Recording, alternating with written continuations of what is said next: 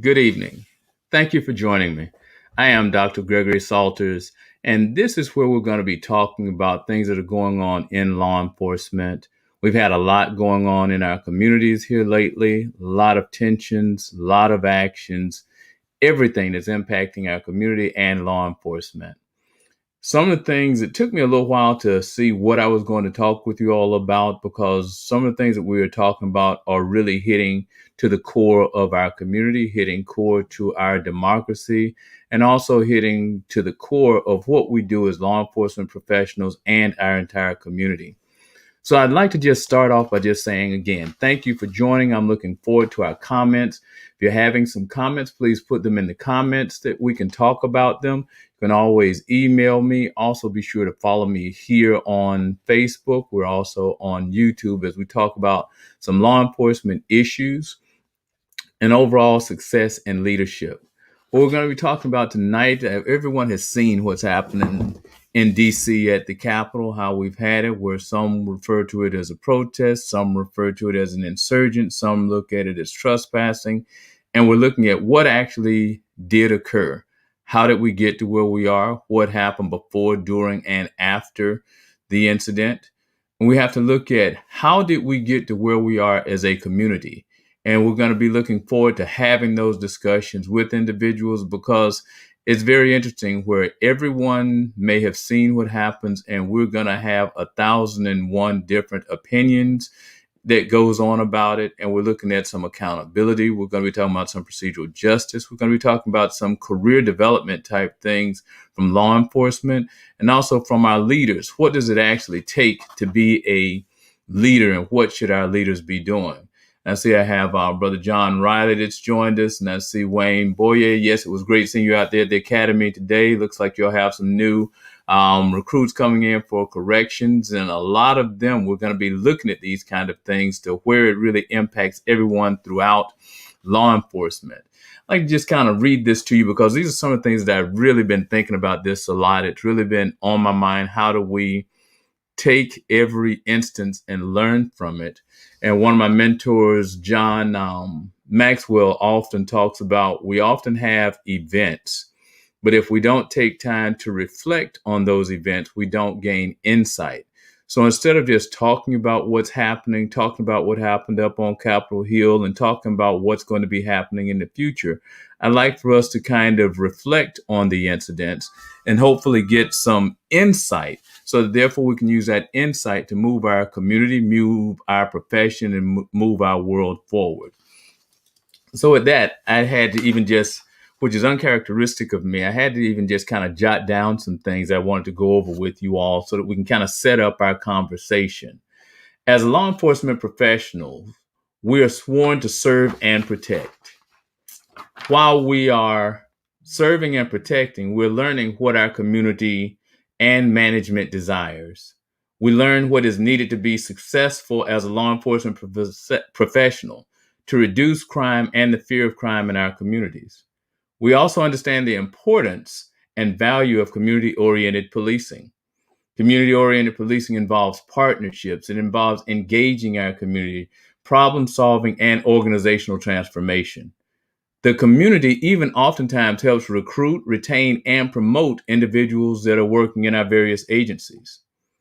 When I joined law enforcement in 1993, officers often defined our officer safety as going home the same way that we left, and we were largely looking at it from a physical standpoint. So we didn't want to go out and get hurt in the line of duty and go home. Many of us that are on this call and have watched this have been injured in the line of duty. I've been injured in the line of duty, has many of my other professionals, and that was something that was one of our biggest concerns. But I can tell you right now, as I've been conducting training all over the state and talking with officers all throughout the world and everything, is now when we're talking about officer safety, we aren't just talking about physically, we're also talking about legally, because we've seen it to where some officers have gone out, and we're not talking about the bad apples. We're not talking about the officers abusing their power. We're talking about sometimes officers, we've gone out doing our job, following policies and procedures. However, Some have been indicted, and some it appears as though it may have been due to political pressures. They are indicted, but then after the process, they found that they followed the orders that they were supposed to, and they did their jobs. But when you have gone through that process, you never come back the same. Just as though if someone has been arrested and gone through the process and they have found innocent, you can never erase what's happened to you through that. So when those things occur, you begin to act accordingly. So sometimes right now, I've talked to some other officers and they are fearful. And sometimes we in management, we look at it. We want to make sure our decisions do not cause our officers not to do their job because they're second guessing what they've been trained to do. Right now, there are officers that are out there that are second guessing and perhaps not taking some action they would have for fear of administrative or legal ramifications for them doing their jobs. As a community, we must also understand we have a right to peacefully protest. We should also submit to lawful authority. The tensions in our community has been going on for centuries. The current events are only a symptom of much deeper systemic issues. Many of these issues can be based in isms, whether that is a racism based on race, a sexism based on sex, an ageism based on age, or we can deal with any of the other isms that are in our community. As a result, we have the issue of power and privilege, the haves versus the have-nots. Some are punished while others are not, or some are punished more severely than others. These are some issues that we must address in our community if we're wanting to have a community that we can all be proud of. And when we're talking about community, we must understand that the World Wide Web and the internet has expanded our sense of community beyond just the mere geographic spaces that we had before. So we're looking at our entire community.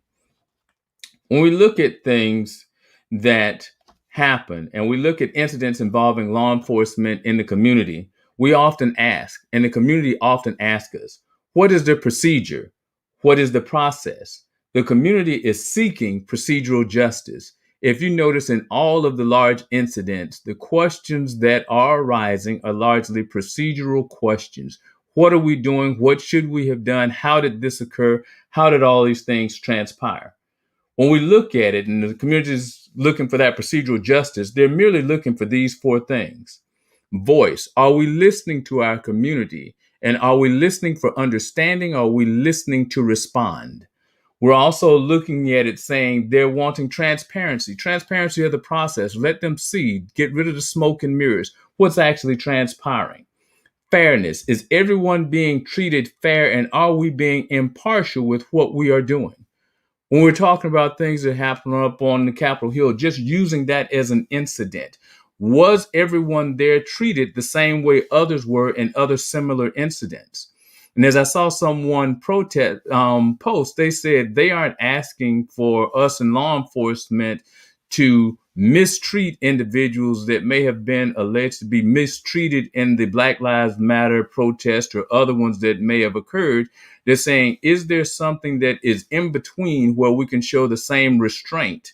And I saw one post that stated that there's been no additional training with law enforcement or anything like that, but it appears as though they were able to show restraint under similar circumstances. And so people begin to wonder, what is it that we're doing? And what is it that's not being shown? I know that it's impossible to show everything that occurred during these particular incidents, and it's impossible to show everything that occurred in any of the incidents. But are we being procedurally just? When we look at it, the purpose of law enforcement is to maintain some sense of order in our community. When we issue tickets and or make arrests, they are supposed to be punitive, but while they're punitive, what we're trying to do is to correct the behavior and reduce the chances of the behavior happening again. And it's really interesting because many people will get more tickets and or additional tickets. And sometimes that's because they are willing to pay the price for whatever it is that they're doing. It reminds me when I was growing up, if you're going to stay out late and you knew that you were going to get punished, you would stay out late, but you'd make sure that whatever you did was worth what you were going to be penalized for. And that's one of the things that we're looking at right now with everything that's happening. What is the penalty for what the actions are on all sides of this coin? Law enforcement dealing with accountability. Did we do what we were supposed to do? on the side of the community? What did you do that was legal, not legal, and how will those penalties be meted out? And from a social learning theory, you're looking at it and stating, based on what I see, vicarious. If I see someone do something and I don't, and I see what happens to them, either I say, oh, okay, I don't mind what happened to them, I can do that. Or you say, wow, that didn't turn out too good for them, I don't want to do that. That's just like the Pavlovian dog that's out there, that every time you rang the bell and you fed the dog came back when you rang the bell. We're trying to see what type messages are we sending and how are we dealing with these particular issues that are out there.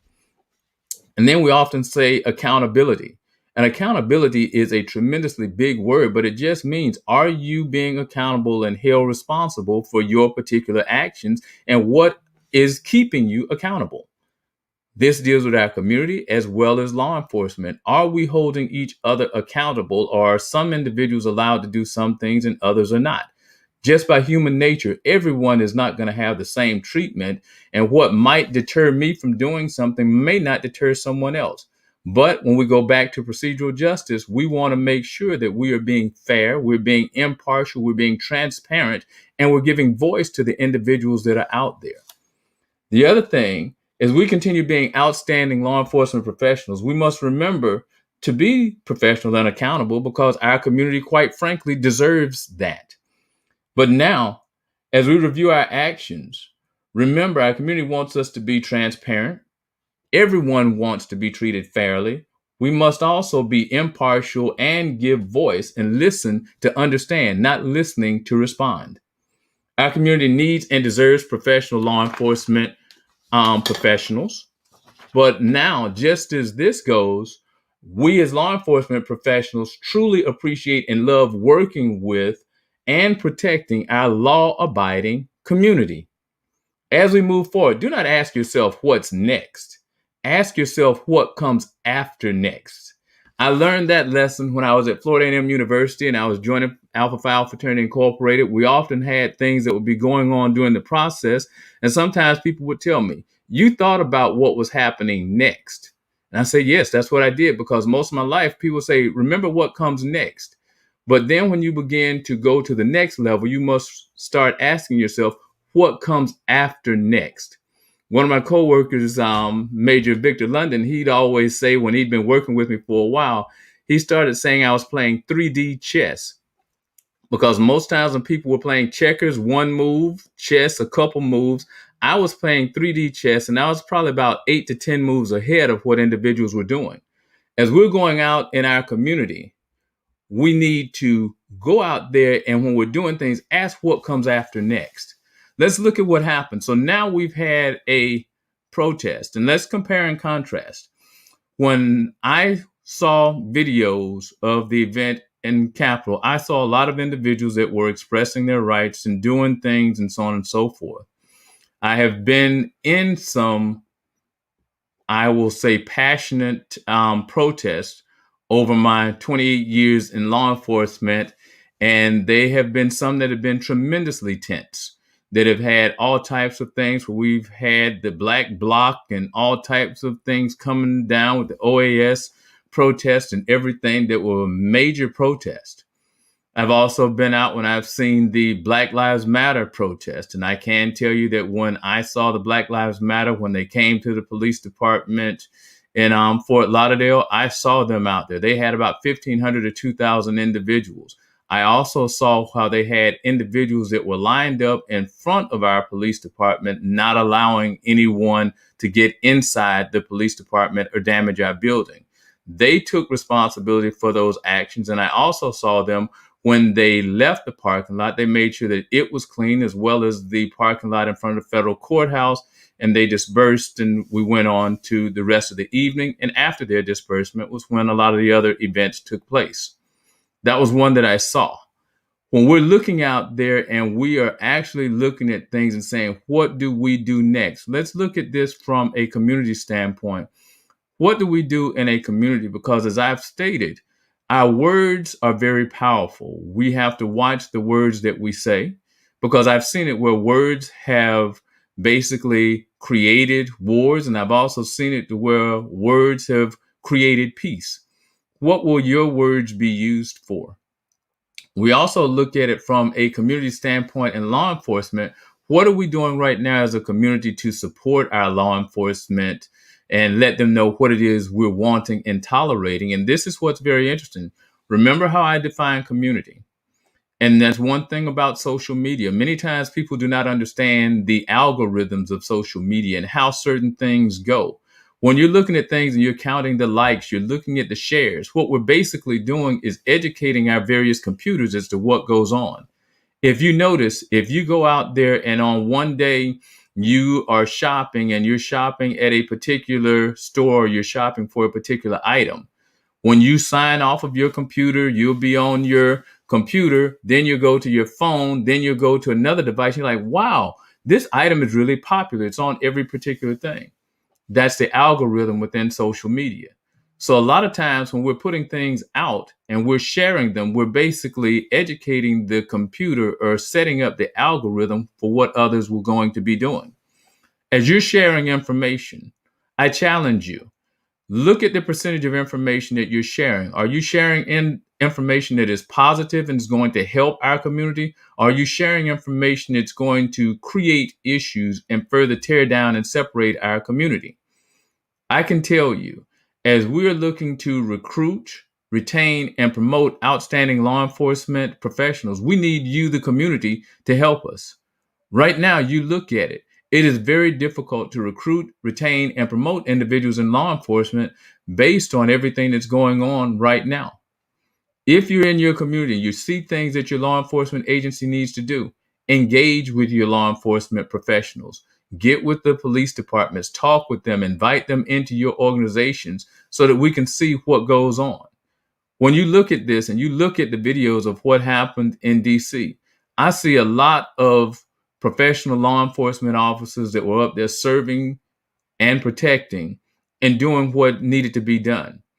There's one scene there, and it goes to show you how perception is some people's reality and how you have to look a little bit further at incidents. And it's some of these memes that I've seen out there. You know, it's kind of interesting to where if you look at it, to where you saw the one scene of the black police officer and he's going up the steps and it looks like the crowd is chasing him. Later, you find out that that individual, that officer had seen that there were individuals that were still in chambers. So he was basically leading the crowd away from the individuals that hadn't had a chance to secure in chambers. These are individuals that are serving and protecting at all types of odds. Yes, I did see some other officers out there that I didn't quite understand what they were doing in terms of the ingress and egress of individuals into the Capitol, but I'm sure those things will come out in the investigations. What I'd like for us to do is let's start rewarding the things that we want to have our law enforcement professionals do. Let's start speaking things that's going to bring our community together. I believe that many times we focus so much on our differences and do not focus on our similarities, and that further separates us. As we separate, as we create these tensions, how will that help us? Every time that you do something, when you put a post on social media, when you watch a video, when you share a video, ask yourself, what comes after next? When you attend protests, when you attend anything, when you coordinate anything, ask yourself, what comes after next? When you're looking at it from a society standpoint, as a law enforcement professional, as a community leader, I see my educators are on here. What is it that we're doing to help take our community forward? I like to go over here and I'm going to look at some of the comments that we've had so that we can kind of see what we're dealing with. I see Debbie Banner, great having you. I know you retired from Lauderhill Police Department. Great having you with us. And Wayne Boyer, I see out there at the Institute of Public Safety, you had 20 new correctional officers and 145 law enforcement officers presently in training out there. That is amazing. And when you're having them out there, and we begin to educate and train individuals and let them know that we work with the community, have their families engaged, because I know you all had a family night to invite them out there. These are the things that we're really looking for to bring people into our law enforcement family, because we are part of the community. Once you start bringing the community into the law enforcement family, it really takes things forward. Then I see my classmate from Alexandria Senior High School, Jennifer Williams, great that you're able to join us and things. And this is what my passion is, getting out here. It's all about a public servant. We are serving. Brother Riley, you say law enforcement isn't equal across the board. And it's kind of interesting because there are many individuals and many groups that believe that law enforcement is not fair across the board. You may have even heard the phrase justice or just us. And some individuals even wonder why the Lady Justice is wearing a blindfold. And with my logo, you'll notice that I have the scales for the salt mine, where one is higher and the other is lower, showing the imbalance of justice. And you see the salt shaker representing the salt that I'm putting on there to help balance out this justice scales that we have. What are you doing to help get us forward? What are we doing to move our organization forward? What are we doing to help people understand that there is nothing wrong with peacefully protesting, nothing wrong with being emotional about what we're doing, but we have to be very, very careful about crossing that line and what we do to hold that line. Because it's kind of like someone told me on an airplane, if you get on there and you're on first class and I'm on last class, if the plane crashes, we're all on the same plane. So we need to make sure that we're understanding that from a community standpoint, we're all in this together. Then the other thing that we're looking at is that we're saying that when we're out here and we're talking about the Capitol, there are talks about what's going to happen in our capitals coming up. So I know that various individuals are preparing for these particular events. You're preparing for it from a law enforcement standpoint, making sure that I will tell you this, every community that is out there, I want you, if you're a law enforcement professional, as we are preparing for the inauguration, I would love for you to reach out to every community stakeholder that you have. Reach out to those organizations. We cannot do our job without the community. Reach out to the communities. Touch base with them. Touch base with your faith-based organizations. Touch base with your other organizations, your community builders that are out there. Have them to reach out to their members because they may be our eyes and ears out there, seeing things that we need to see, letting us know what's going on. That is what we need to do so that we can address these issues before they become big. It's a lot better to deal with things up front than in the end. Touch base with everybody in the community. Community, this is where we need you. This is what's going to happen after next. After next is we're going to be closer as a community. After next, we're going to be working closer with the community working closer with law enforcement, so that therefore we can avoid having these particular incidents. I don't see much good that we're going to have when individuals are just taking over governmental buildings. I personally can't. Perhaps someone can educate me as to how that will help us. But these are some of the things I want us to think about. So as we're going out there and we're dealing with our community, we need the community from a law enforcement standpoint. The community needs outstanding law enforcement professionals.